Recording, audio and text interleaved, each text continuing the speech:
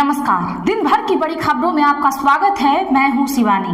आज की खबरों में बात होगी सत्ता का इतना अहंकार ठीक नहीं, सोनम वांगचुक के साथ सरकार ने क्या कर डाला, राहुल ने खोला मोर्चा की। वहीं बीजेपी सरकार के खिलाफ अविश्वास प्रस्ताव, सदन में पसरा सन्नाटा, टेंशन में आए शाह की, और क्या अब नोटों का भी हो जाएगा प्राइवेटाइजेशन, आरबीआई के टेंडर से मचा बवाल की। वही खबर के अंत में बात होगी 4 दिन में ही पटना लौटे बीजेपी अध्यक्ष, फंस गया नितिन नवीन का बांकीपुर की। इसी के साथ आज दिन भर की सही बड़ी और प्रमुख खबरों को जानेंगे विस्तार से।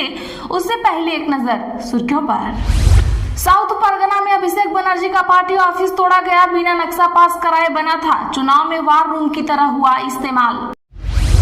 आमिर को लॉरेंस गैंग से जॉन से मारने की धमकी मिली, कहा तीसरी शादी लव जिहाद, सबक सिखाएंगे तुमको। एक्टर ने कहा था गौरी हिंदू नहीं ईसाई है। शिक्षा मंत्री बोले डोटासरा झूठे और महाभ्रष्ट। मदन दिलावर ने कहा मेरे विभाग पर भ्रष्टाचार साबित हो जाए तो राजनीति छोड़ दूंगा।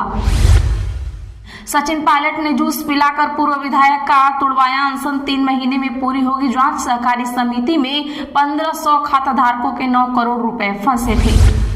दिग्विजय सिंह ने छोड़ा एक पर्सनल मोबाइल भी स्टाफ को दिया, 20 अक्टूबर से निकालेंगे उज्जैन से अयोध्या की यात्रा, सोशल मीडिया यूज न करने का किया है ऐलान। शराब घोटाला, 104 करोड़ कांग्रेस भवन पहुंचे, राम गोपाल अरेस्ट, ईओडब्ल्यू का दावा, जब्त डायरी की दोबारा जांच में मिले सबूत, 22 जुलाई तक रिमांड पर। सोनम वांगचुक पर एक्शन से भड़की आप, केजरीवाल बोले सत्ता का इतना अहंकार ठीक नहीं, संजय का दावा, सरकार संसद कूच से डरी। मोहन यादव बोले एक शादी करने वाला ही एमपी में रहेगा, राम एक शादी करे तो रहीम 4 क्यों, 3 तलाक बोलने वाले सीधे जेल जाएंगे। E20 पेट्रोल से खराब कार 16 महीने से शोरूम में खड़ी, 30,000 की EMI भर रहे डॉक्टर, बोले अदालत में लड़ाई जारी रहेगी। महाराष्ट्र में एनडीए में जाने की अटकलों पर अनिल पार्टी का विराम, बोले शिंदे फडणवीस से मुलाकात सिर्फ विकास के लिए हुई। सोनम वांगचुक के समर्थन में उतरी ममता बनर्जी, बंगाल विधानसभा में टीएमसी विधायकों का जमकर हो रहा प्रदर्शन। सुप्रीम कोर्ट बोला यात्रियों को सेकेंड क्लास कहना गलत, ये शब्द रेल में कोच के लिए। ट्रेन घटना के पीड़ितों को 10 साल बाद 8 लाख रुपए का मिलेगा मुआवजा। राम मंदिर चढ़ावा चोरी का आरोपी टीनू यादव गमछे से मुंह छिपाता रहा, जेल से भतीजे मनीष के साथ ले गई पुलिस। ट्रस्ट के प्रायश्चित अनुष्ठान का आज दूसरा दिन। मस्जिद नहीं तोड़ने देंगे, सुप्रीम कोर्ट जाएंगे। सहारनपुर में इमरान मसूद बोले सरकार मालिकाना हक साबित करे, बिजली कनेक्शन समेत कई दस्तावेज हमारे पास। पाकिस्तान पर मध्यस्थ के तौर पर भरोसा नहीं करता इसराइल, पीएम मोदी के नेतृत्व की तारीफ। यूपी चुनाव के लिए कांग्रेस का बड़ा दाव, महिला प्रत्याशी को मिली वरीयता, आरक्षण के मुद्दे पर बीजेपी को घेरने की तैयारी। दिल्ली में बड़े प्रदर्शन के लिए महबूबा मुफ्ती भी तैयार, उमर अब्दुल्ला के सामने रख दी 2 शर्तें, अभी भी उपवास पर ही हैं। वांगचुक की पत्नी ने कहा कोई इलाज नहीं किया गया, डॉक्टरों के सामने रखी कई शर्त। चले जानते हैं बड़ी और प्रमुख खबरों को विस्तार से। उससे पहले वीडियो को लाइक जरूर करें। कॉकरोच जनता पार्टी फाउंडर दीपके पर महिला ने सिहाई फेंकी, अनशन के 21वें दिन वांगचुक को पुलिस ने अस्पताल भेजा। दिल्ली के जंतर मंतर पर 21 दिन से भूख हड़ताल पर बैठे सोनम वांगचुक को पुलिस आज सफदरगंज अस्पताल ले गई। इसके बाद कॉकरोच जनता पार्टी के फाउंडर अभिजीत दीपके ने भूख हड़ताल शुरू कर दी है। मंच से नीचे आकर बैठे दीपके पर एक महिला ने सिहाई फेंकी। इससे पहले सुबह करीब 7 बजे पुलिस सिविल ड्रेस में जंतर मंतर पहुंची थी और वांगचुक को सफेद चादर में उठाकर एम्बुलेंस से अस्पताल भेजा। इस दौरान प्रदर्शनकारियों और पुलिस के बीच जमकर हंगामा हुआ। वांगचुक पेपर लीक मामले की जांच और शिक्षा मंत्री धर्मेंद्र प्रधान की इस्तीफे की मांग को लेकर अनशन कर रहे हैं। उनकी सेहत लगातार गिरती जा रही थी, उनका वजन अब तक 9.5 किलोग्राम तक कम हो चुका है। आपको बता दें कि इससे पहले दिल्ली हाईकोर्ट ने गुरुवार को केंद्र और दिल्ली सरकार को आदेश दिया था कि वांगचुक का रोजाना मेडिकल चेकअप किया जाए और जरूरत पड़ने पर उनका इलाज किया जाए। हालांकि अस्पताल प्रशासन ने बताया है कि वांगचुक को डिहाइड्रेशन हो गया है, लेकिन उन्होंने दवा और IV फ्लूइड लेने से इनकार कर दिया है। असत्य और हिंसा मोदी सरकार के मूल सिद्धांत हैं। राहुल गांधी ने किया वांगचुक का समर्थन। बता दें कि लोकसभा में नेता प्रतिपक्ष राहुल गांधी ने आज पर्यावरण कार्यकर्ता सोनम वांगचुक को जंतर मंतर से पुलिस द्वारा हटाए जाने को लेकर केंद्र सरकार पर निशाना साधा है।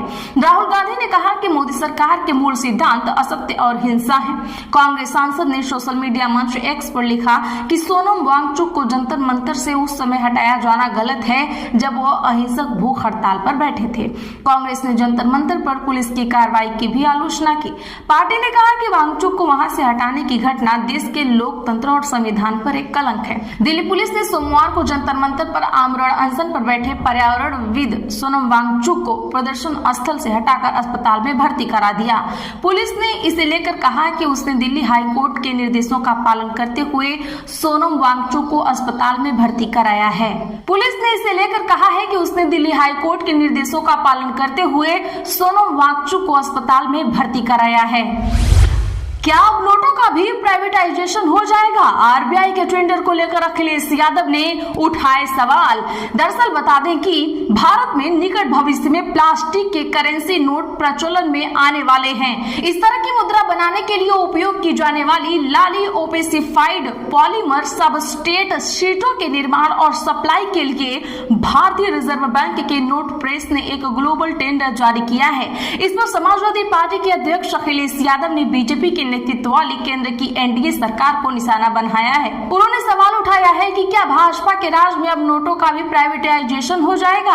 अखिलेश यादव ने सोशल मीडिया वेबसाइट एक्स पर एक पोस्ट में लिखा है कि भ्रष्ट भाजपा राज्य में अब नोटों का भी प्राइवेटाइजेशन हो जाएगा क्या? कमीशनखोरी का मॉडल इस हद तक गिर जाएगा, देश की जनता ने सोचा न था। जब देश की मुद्रा ही आत्मनिर्भर नहीं होगी तो अर्थव्यवस्था और देश आत्मनिर्भर कैसे होगा? अब क्या सरकार भी आउटसोर्सिंग पर दे दी जाएगी?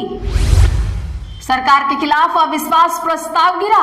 6.5 घंटे चली चर्चा। सीएम बोले अगली बार 70+ सीटें। छत्तीसगढ़ विधानसभा के मानसून सत्र के 5वें और आखिरी दिन करीब 6.5 घंटे चली चर्चा के बाद शायद सरकार के खिलाफ कांग्रेस का अविश्वास प्रस्ताव ध्वनि मत से गिर गया। जवाब देते हुए मुख्यमंत्री विष्णुदेव साय ने कहा, यह सरकार नहीं 3 करोड़ छत्तीसगढ़ वासियों के जनादेश के खिलाफ लाया गया प्रस्ताव है।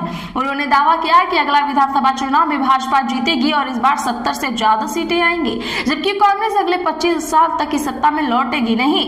मुख्यमंत्री ने कहा कि आदिवासी किसान का बेटा मुख्यमंत्री बना है, यही बात कांग्रेस को पच नहीं रही। उन्होंने कांग्रेस सरकार पर घोटालों, वादा खिलाफी और दिल्ली का एटीएम बनने का भी आरोप लगाया। चर्चा में पूर्व मुख्यमंत्री भूपेश बघेल ने सरकार पर किसानों, खाद्य संकट, धान खरीदी, कानून व्यवस्था, महतारी वंदन, राशन, स्वास्थ्य और आदिवासी मुद्दों पर हमला बोला है। उन्होंने कहा कि सरकार किसानों को ठग रही है, खाद की किल्लत है, धान खरीदी व्यवस्था फेल है और कानून व्यवस्था बिगड़ चुकी है। क्या फंस गया है नितिन नवीन का बांकीपुर? 4 दिन में लौटे पटना बीजेपी अध्यक्ष। बिहार के बांकीपुर विधानसभा सीट पर उपचुनाव में भारतीय जनता पार्टी ने अपना पूरा ताकत झोंक दिया। यह सीट बीजेपी के राष्ट्रीय अध्यक्ष नितिन नवीन का राजनीतिक गढ़ माना जाता है। नितिन नवीन इसी सप्ताह पटना आकर बांकीपुर उपचुनाव को लेकर पार्टी नेताओं के साथ रणनीति तैयार करने के लिए दिल्ली लौट गए थे। अब महज 4 दिन बाद ही वह फिर पटना पहुंच गए हैं। अपने 2 दिवसीय प्रयास में वह बीजेपी प्रत्याशी नीरज कुमार सिन्हा के समर्थन में जनसभा करेंगे और चुनावी तैयारियों की समीक्षा भी करेंगे। पटना शहर की बांकीपुर सीट पर 30 जुलाई को मतदान होना है और रिजल्ट 3 अगस्त को आएगा। बीजेपी की टक्कर मुख्य रूप से राष्ट्रीय जनता दल और जनसुराज पार्टी से है। आरजेडी से रेखा गुप्ता को उम्मीदवार बनाया गया है, जबकि जनसुराज पार्टी के संस्थापक प्रशांत किशोर खुद मैदान में हैं। इसे बांकीपुर में मुकाबला त्रिकोणीय होने के आसार हैं। नितिन नवीन का गढ़ होने और पीके की उम्मीदवारी से बिहार ही नहीं देश भर की नजरें बांकीपुर उपचुनाव के रिजल्ट पर टिकी हुई हैं। सोनम वांगचुक पर एक्शन से भड़किया। केजरीवाल बोले सत्ता का इतना अहंकार ठीक नहीं। जी हां, बता दें कि दिल्ली में 21 दिनों से जंतर मंतर पर अनशन पर बैठे देश के प्रसिद्ध शिक्षाविद और एक्टिविस्ट सोनम वांगचुक को पुलिस द्वारा जबरन उठाए जाने और युवाओं पर हुए लाठीचार्ज को लेकर आम आदमी पार्टी ने केंद्र की मोदी सरकार के खिलाफ मोर्चा खोल दिया है। आपके राष्ट्रीय संयोजक अरविंद केजरीवाल और वरिष्ठ नेता संजय सिंह ने सरकार के इस कदम की तीखे शब्दों में आलोचना करते हुए इसे तानाशाही करार दिया है। अरविंद केजरीवाल ने सोशल मीडिया पर लिखा कि इतना अहंकार ठीक नहीं है। उन्हें जबरन उठाने की बजाय मोदी सरकार को सोनम वांगचुक से बात करनी चाहिए थी। कॉकरोच आंदोलन को कुचलने की बजाय देश की शिक्षा और परीक्षा व्यवस्था सुधारो। सोनम वांगचुक के साथ जबरदस्ती मोदी सरकार की हार है। अरविंद केजरीवाल ने एक्स पर डाले वीडियो में कहा, आज सुबह सुबह जब सोकर वो उठे तो सुनने को मिला कि सोनम वांगचुक जी को बहुत ही गलत तरीके से उठा लिया गया है। उनका अनशन तोड़ने की काफी कोशिश की गई है। सादे कपड़ों में पुलिस भेजकर चारों तरफ से चादर से ढक के उनके साथियों के साथ बदसलूकी बदतमीजी करके धक्के मुक्के मार के उन्हें उठा के अस्पताल में भर्ती करा दिया गया। उन्होंने कहा कि गांधी जी ने कितने लंबे लंबे फास्ट किए थे, ऐसे तो अंग्रेज भी नहीं करते थे। क्या इसी के लिए हमने आजादी ली थी? एक दिन ऐसा आएगा जब हमारी सरकार हम लोगों के साथ इस तरह से बदसलूकी करेगी। मैं मोदी जी से कहना चाहता हूं कि ये बच्चे क्या मांग कर रहे हैं? ये हमारे देश के बच्चे हैं, इनके साथ इस तरह की बदसलूकी करना सही नहीं है। बिखरने लगी थलापति विजय की टीवी के नेताओं के खिलाफ कोर्ट पहुंची महिला को पार्टी से निकाला। दरअसल अभिनेता से नेता फिर मुख्यमंत्री बने विजय थलापति परेशानियों में घिर गए हैं। पार्टी की एक महिला पदाधिकारी ने तमिलगा वेत्री कसगम नेताओं के ऊपर रिश्वत लेने का आरोप लगाते हुए मद्रास हाई कोर्ट का रुख किया था। अब पार्टी ने एक्शन लेते हुए महिला पदाधिकारी को बाहर का रास्ता दिखा दिया है। साथ ही अन्य पार्टी नेताओं को उसे संपर्क न बनाने की हिदायत दी गई है। मीडिया से बात करते हुए टीवी के नेता एन मोहन राजन ने कहा कि विपक्षी पार्टियों के साथ मिली भगत करके पार्टी की छवि को खराब करने के आरोप में एम ज्ञान सौंदर्य की प्राथमिक सदस्यता रद्द कर दी गई है।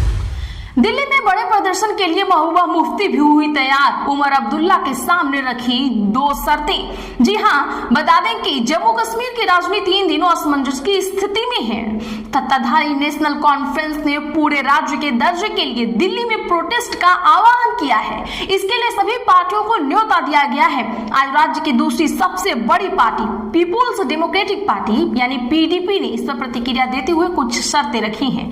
पार्टी का कहना है कि अगर उमर अब्दुल्ला अपने आंदोलन के एजेंडे में आर्टिकल 370 की बहाली, राजनीति बंदियों की रिहाई और जमायते इस्लामी पर से प्रतिबंध हटाने की मांग को शामिल करते हैं तो पीडीपी भी उनके आंदोलन में शामिल होने के लिए तैयार है। पीडीपी प्रमुख महबूबा मुफ्ती ने इस मुद्दे पर आज मीडिया से बातचीत की है। उन्होंने कहा कि पार्टी ने नेशनल कॉन्फ्रेंस के अध्यक्ष फारूक अब्दुल्ला को पत्र लिखकर अपनी शर्तें बता दी हैं। आज के लिए बस इतना ही। ऐसे ही खबरों के लिए चैनल सब्सक्राइब करें और बगल में घंटी के निशान को जरूर दबा लें। वीडियो को लाइक और शेयर करना ना भूलें।